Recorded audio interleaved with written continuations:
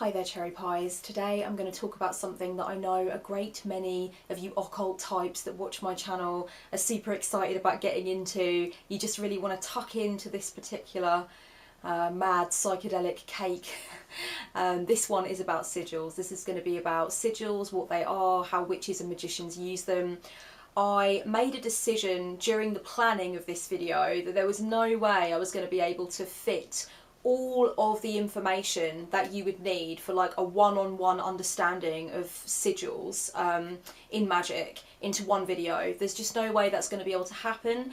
I kind of have decided to split it down into this initial video about what sigils are and why they're used, and then a second video which is coming, it's in the works, and that is going to be about sigil activation and more about, you know, the process of using sigils for magical workings. I may also do a third video about the particulars of Austin Osman Spare's sigilization method, which I will explain in this video, but I'm considering doing a third video where I just break that down, even though it has been done to death and there are other people that have videos about it on YouTube where they explain how to do it, but it is something that people have repeatedly asked me in particular to explain, so that might be something that I go on and explain in a later video, like if I get the time and I've got the inclination, do you know what I mean? The word sigil comes from the Latin sigillum, meaning seal, and I think the first thing to do when we're thinking about how sigils are used in magic and why they're so important to a great many witches is to start there with the origin of the word actually.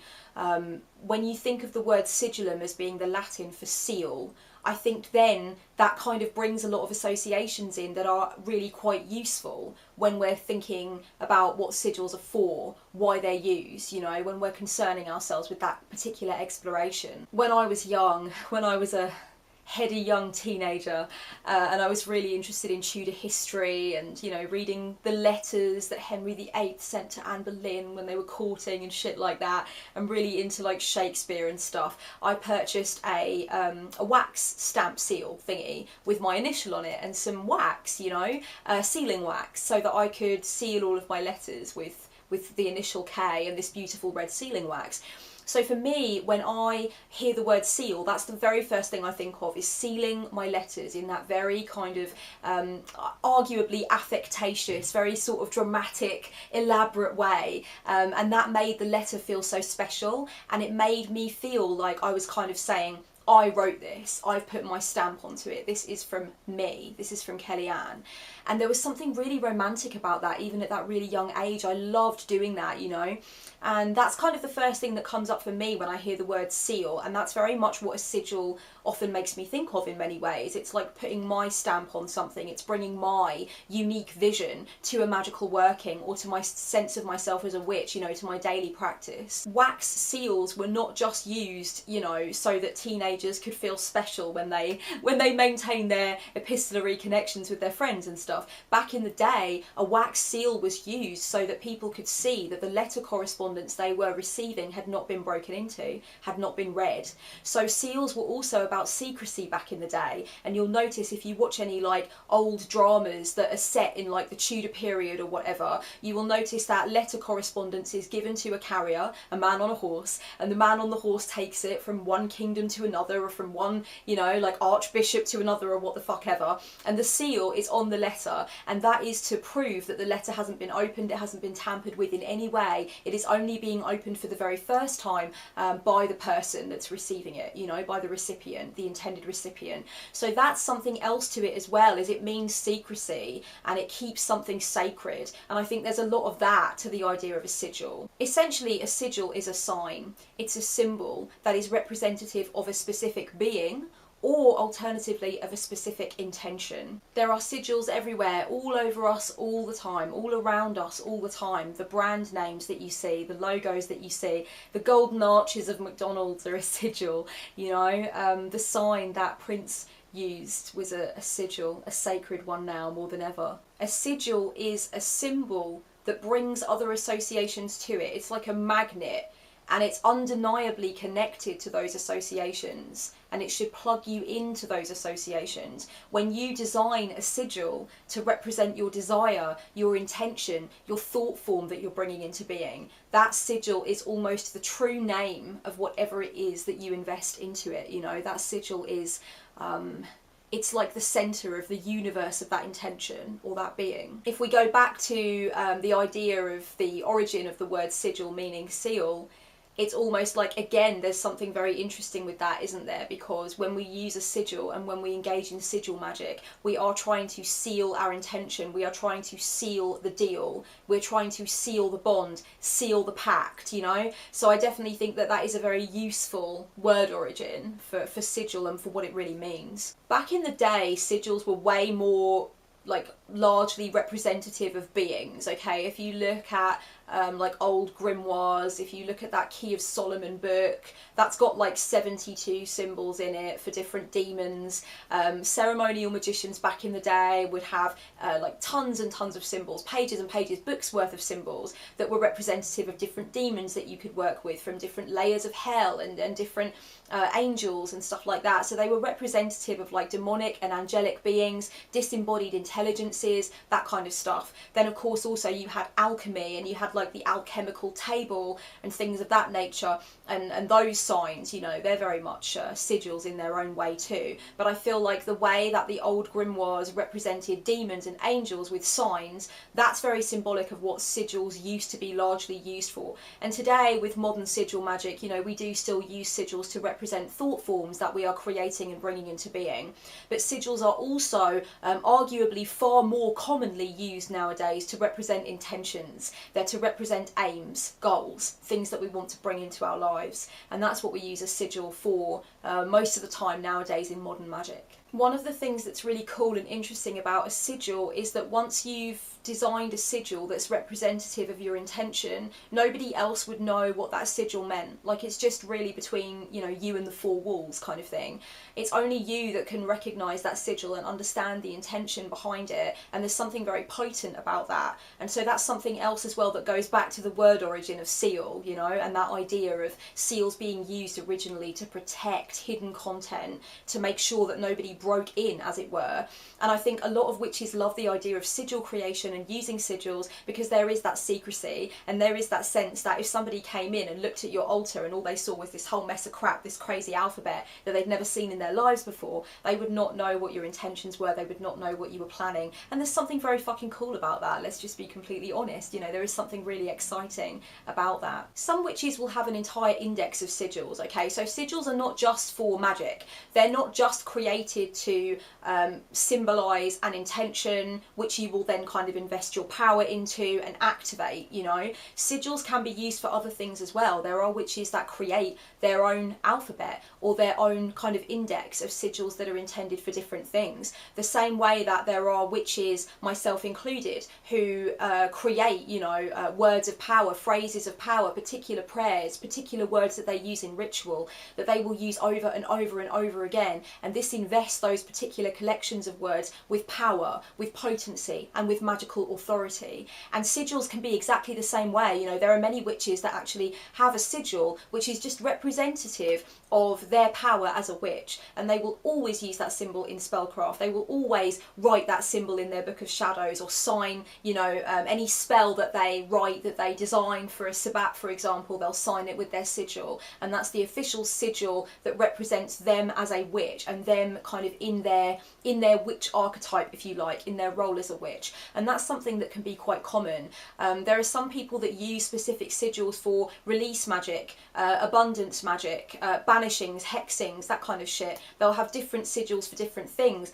Over time, those sigils gather their potency, and it's like every time the witch sees them or uses them, it's like they're adding to the power source of that particular symbol or sign. And that's something that you might want to think about if it's something that's never crossed your mind before or that you've never come across before. It might be really cool for you to consider creating a sigil that is representative of the heart of a witch, your intention as a witch, or specific intentions that you tend to have in spellcraft or in your sacred circle. Some people use sigils on the astral astral, in their astral magic, their astral spellcraft. You know, they'll have certain sigils that can unlock certain doors in the astral that lead to certain special, weird and wonderful places, or that unlock certain altars, or, I mean, the possibilities are just so endless. I've also spoken to quite a few people who say that they see specific sigils or sets of sigils, or in fact entire alphabets in their dreams, and they're like hieroglyphics of sorts, you know, and yeah, they would never be able to read it or understand it in life, but they can understand it in their dreams. I've had really quite a few people say things like that to me, or email me with stories like that, and it's incredible. It's so magical to be privy to that kind of information. And it's true that that does happen, that, you know, in your dreaming life or in your astral life, sigils take on a whole new meaning. They act as keys, or they can act as a language, a non-human language, a language that's not from this known planet. If you look at the symbols that are used in alchemy to represent different elements and different, you know, like planets, celestial bodies and stuff, you'll probably find that some of the sigils, some of the symbols that are used in alchemy, kind of, you feel a special attachment to them, and they kind of pull to you, you know? I know that for a lot of witches, the earth, air, fire and water symbols in alchemy are kind of like that. And I know, you know, other witches have tattoos of different alchemical symbols. And that's kind of interesting, how different symbols can be so potent to different people. And when you think, for example, about the signs that are used by political movements or spiritual movements, that kind of stuff, those signs are emotive because of the associations that surround them and the energy that's invested into them.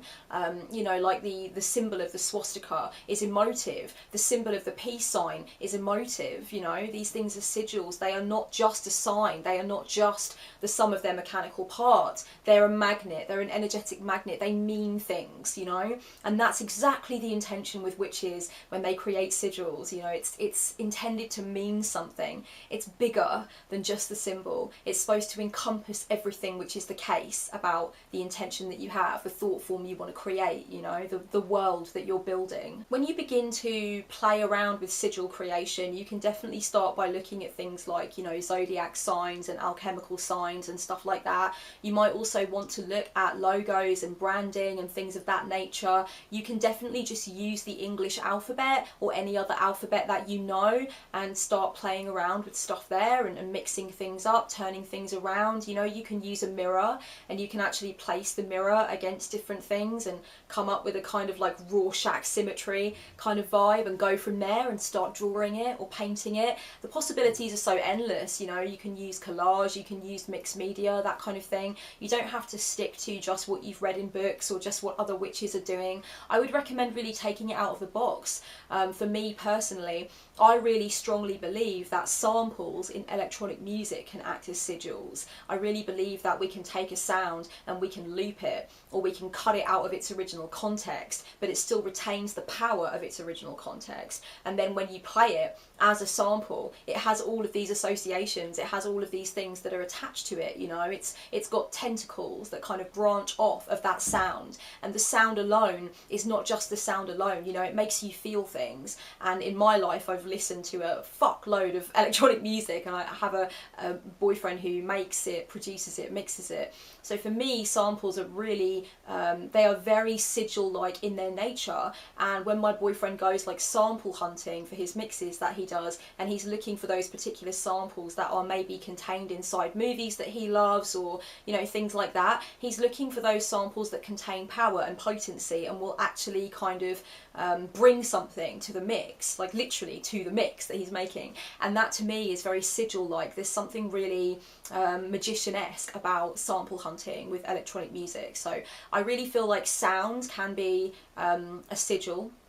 I feel like you can use, you know, a Tibetan singing bowl and have that be a sigil. You can record your own voice and have that be a sigil. You can loop the sound of yourself saying something, or saying something backwards, or saying something in another language, and that can act as a sigil. Ancient mantras are sigils. New mantras that you can design, they're sigils. If you write down your desire in a sentence, you know, and then you jumble up all of the words and make like gobbledygook words that don't mean anything, and then you sing those nonsense words in a mantra over and over and over and over again, that's a fucking sigil, man. That shit is potent. Take a look at GIFs. There are GIFs all over the internet, and they really can act like portals to somewhere.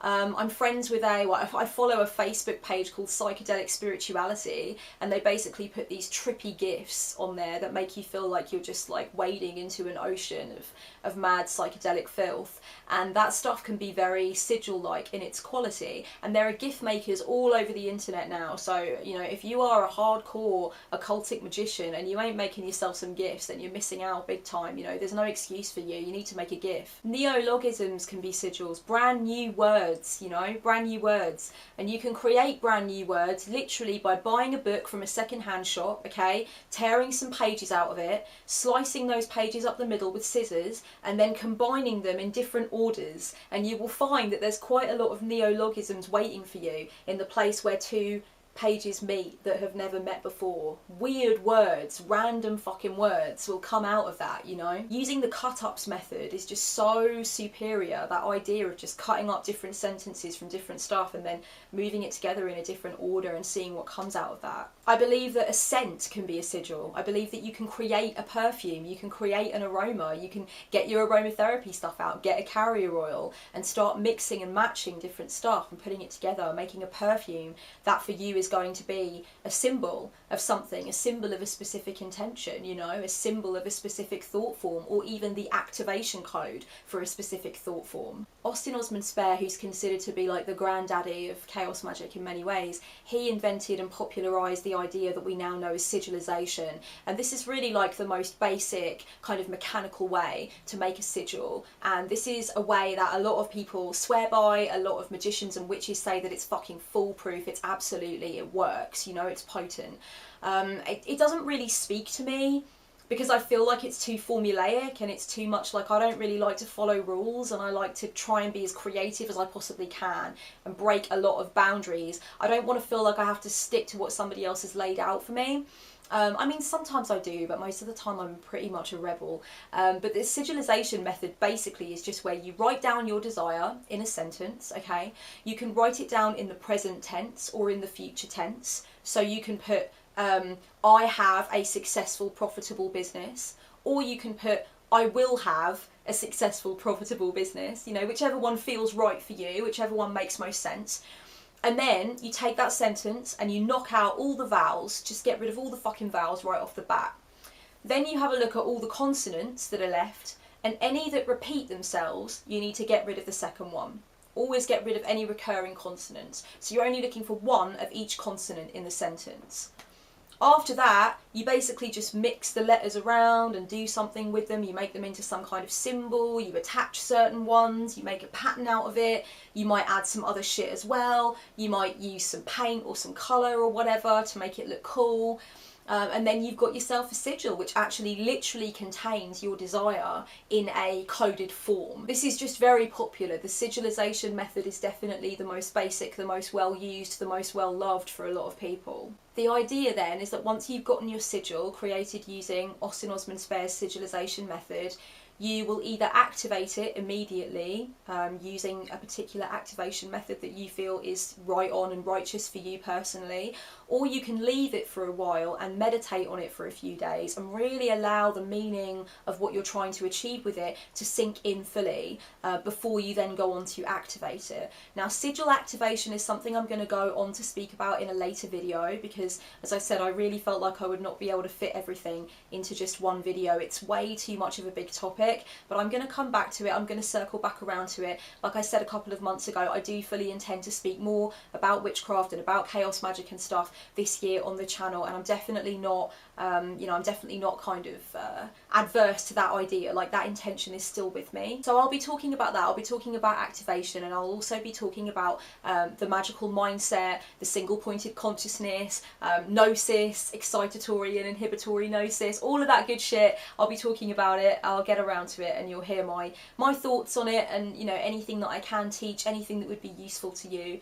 I'll be very happy to do it. Working with sigils in magic is so interesting because, first of all, for me personally, I've definitely got two ways in which I see sigils. You know, I see sigils first of all as a mechanical, single-use, one-time only thing that is used to bring a specific intention into being or bring a specific thought form into being, and once I've activated it, I destroy it, I never really think about it again. Then I've got this other kind of sigil, and that is kind of like a very much more long-term thing that forms a part of my magical identity from that point onwards, and is something that I consistently use, rather like you consistently use your signature to sign forms, you know, at the bank and whatnot. And it becomes a part of your magical language, if you will. I've often wondered and thought to myself and kind of pondered over whether or not a sigil actually has power before it is charged, before it is activated. Like, is it really the case that before you activate a sigil, it's just a sign, and then after you activate it, it's like you've invested it with meaning and potency and life, you know, you have given it some form of consciousness, if you will. So I've wondered about that, and that's something that's been a really exciting and trippy and kind of mind expanding journey for me along the way. I also think about whether or not a sigil contains an inherent amount of power if it's been charged over a very long time by various different people and recognised and used over a very long time by different people. For example, if you look at some of these old sigils that were featured in grimoires in the past and have been used by like Crowley and fuckloads of other magicians and stuff through time, and they're representative of specific demons. You know I have a couple of books that are full of sigils that are representative of demons, and you're supposed to use that sigil to kind of activate to open a portal, I guess, where the demon can come through and you can work with that demon. I've often kind of thought to myself, are those sigils actually inherently potent because they've been used over time through so many in so many different ways by so many different people, and they've been gazed upon by so many like occultic eyeballs, you know? Or is it the case that everybody has to bring their own individual sense of meaning to a sigil, and if it means nothing to you, then it ultimately means nothing? So this is another like really head trippy, mind fucking thing that I like to think about too. On the other hand, I've got this conflicting idea that actually a sigil is somehow maybe less potent if a lot of people know about it, and if it's been done to death and, you know, it's been hoarded out all over the shop, partied out as I like to call it, you know, where everybody's had their time at the disco of that particular sigil, and it's just basically like old hat now. I do have this really big thing about a sigil just being mine and never being seen by any other witch, and just being like kind of exclusive to me. I've always loved that line from Odin in the Norse myths where he says, "What you and you alone know is always the most potent."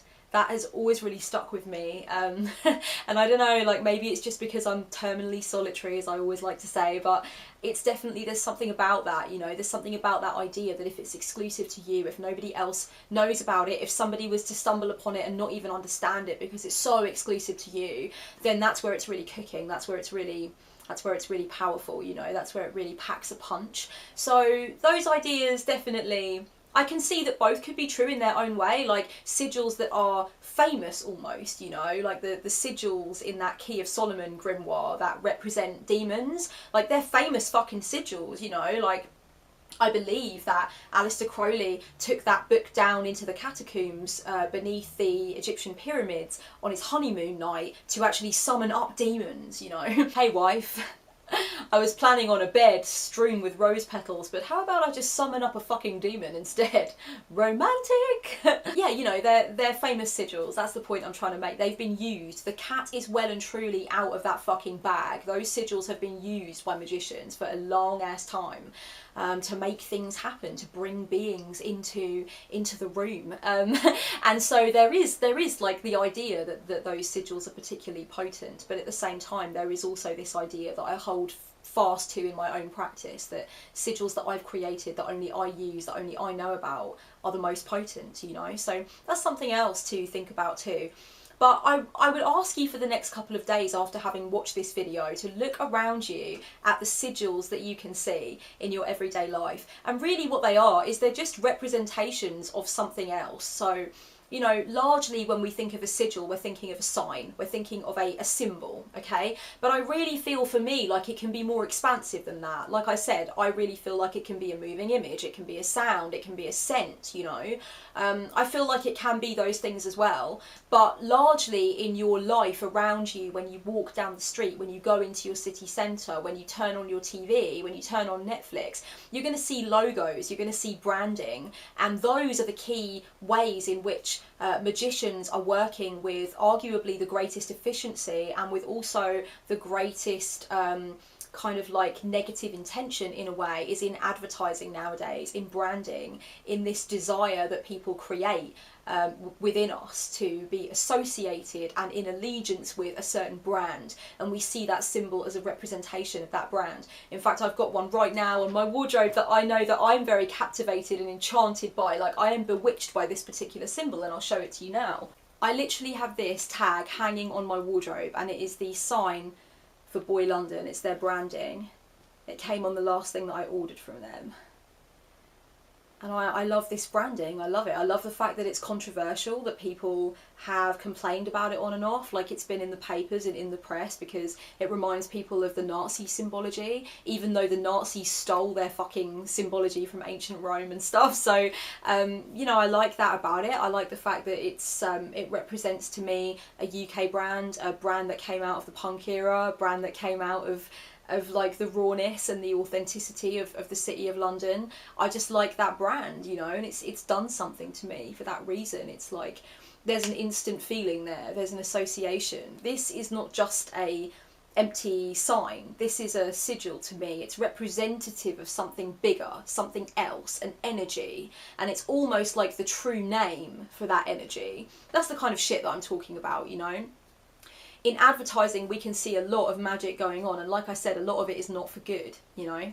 But it definitely is undeniable that there is a pull that we have to it. It does make us do something. It does make us feel a certain way. It makes us behave in a certain way. We see those logos and that branding as representative of something, and somebody else might see it differently. But when somebody's wearing that branding or eating something with that branding or whatever, we know how we feel about it. We have associations attached to it, and therefore logos and branding are very sigil-like in their nature, and the people that create them are in those boardrooms, in those creative meetings where they're talking about how to get us on board with their brand. They are in that moment magicians. They are trying to work magic. They're trying to charge a fucking sigil. Okay, that's about as far as I can go for now. I have a client, so I gotta go. I gotta get on Skype. But this has been really kind of an interesting opening video for me to do, because I didn't know where it was going to go. I wasn't entirely sure what I was going to talk about, but I just hope that it has been useful and interesting for you. I'll be back with more videos about sigils, about sigil activation and that kind of stuff. So I hope that this has been useful, and yeah, until next time, much love, and keep it occult, treacle tarts. Blessed be.